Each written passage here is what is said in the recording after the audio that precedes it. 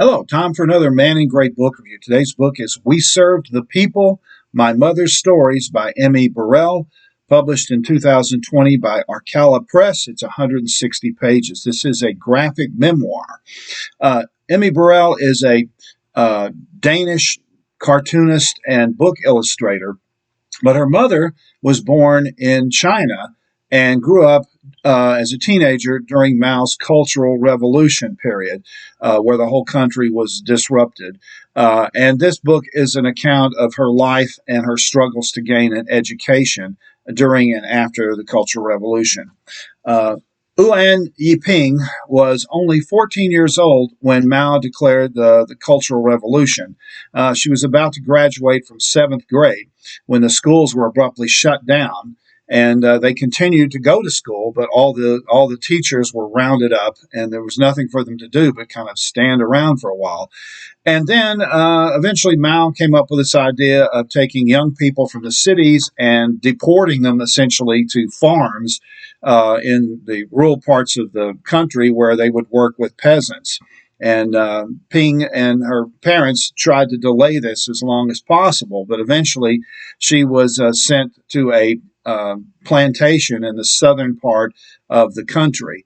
And she turned out to be a really hard, determined worker. She so impressed her bosses that one of them put her in charge of driving a tractor. There was only a handful of people that were allowed to drive these tractors. They were hauling latex from rubber trees to a processing plant, and they had to be done by tractor because it was so hot in this part of China that the latex would cure and ruin if it wasn't sent pretty quickly. And so she was one of the few people allowed to drive tractors. Well, during this whole time period, she was still trying to educate herself. She brought her brother's textbooks with her and began studying, covertly, and tried to keep her education up. When Mao died in 1976, things began to change. And eventually, the Cultural Revolution was declared over, but she was still stuck at this plantation. And she wanted to go back to school, but by this point, she was 27 years old.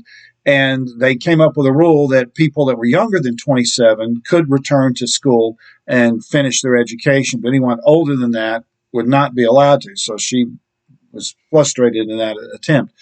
But she discovered that there was an alternative. There was the Chinese government started what they called TV university. College classes taught over television.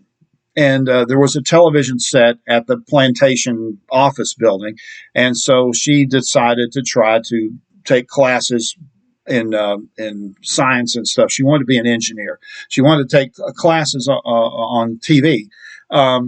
But her bosses, two of her bosses, didn't want her to do that. And so they sabotaged her attempts. Every time there was a class she was watching, they would come up with some excuse for her to go do something, some trivial thing to keep her away from the TV. But her grandmother also had access to a TV, and she took notes. She watched these classes and took notes for her granddaughter, and also had a tape recorder and made audio tape recordings of these TV shows. And so she was able to continue that.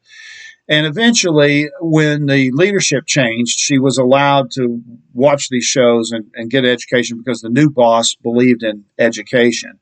And so she was finally able to get her degree through the TV thing. But she wanted to get a college degree in engineering, and that wasn't offered in China, anywhere in China at the time. And so she had relatives in the United States and in Sweden. And so she and her mother wrote off to those people, trying to see if they could find a way to get her over there and to get a scholarship to study engineering. The one in the USA didn't help her, but the relative in Denmark, or Sweden rather, Sweden did. And so, but then the problem is, how could she get permission to emigrate? And that took a long period of time. She had to pass a test, which she failed the first time, and she spent 2 years studying and took another test to do that. And eventually, though, she gets permission to emigrate, and but so she winds up going to Sweden, even though she didn't speak the language. And by this time she was in her mid 30s, and so she was pretty old for an engineering student. So she had this enormous series of obstacles she had to overcome, but she did. She eventually immigrated. She actually met her husband, who had also been in China, that she had met in China. They somehow, by incredible coincidence, met again in Sweden and got married and had children. And she eventually became an engineer. So it's a really inspiring story about a woman and her incredible determination and grit and ambition to make something of herself and get an education despite the oppressive government regime, the sexism, the hostility of her bosses, and all these other issues that she had to deal with. And she managed to overcome them all.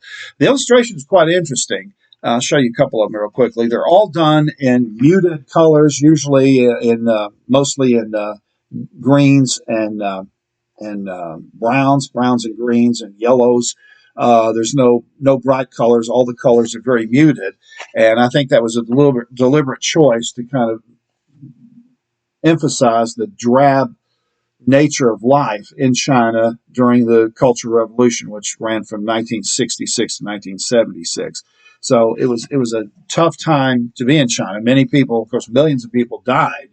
Some were killed, some were imprisoned. Intellectuals were persecuted. Mao had this idea that the peasants knew more than educated people, and so one of his ideas was, let's put all these city people to work in the fields and they'll learn something. So it was a very difficult, disastrous time for the Chinese economy, right? It was only after the Cultural Revolution ended and the Communist Party basically abandoned their communist ideology, not their oppressive totalitarian tactics, but they abandoned the Mao's communist ideology and embraced capitalism. And it was then that China began to emerge as a major world economic power. So this is the time before that. So if you're interested at all in Chinese history, or you just want to read an inspiring story, or you enjoy graphic nonfiction books, this is a really nice book. It's very well illustrated, and it's a really compelling story. And it's hopeful and optimistic, and so I think it's if you're interested in any of those, it's a book that you would really enjoy reading. The book is called "We Serve the People: My Mother's Stories." It's written and illustrated by Emei Burell. This has been another Man in Great Book Review. Thanks for watching.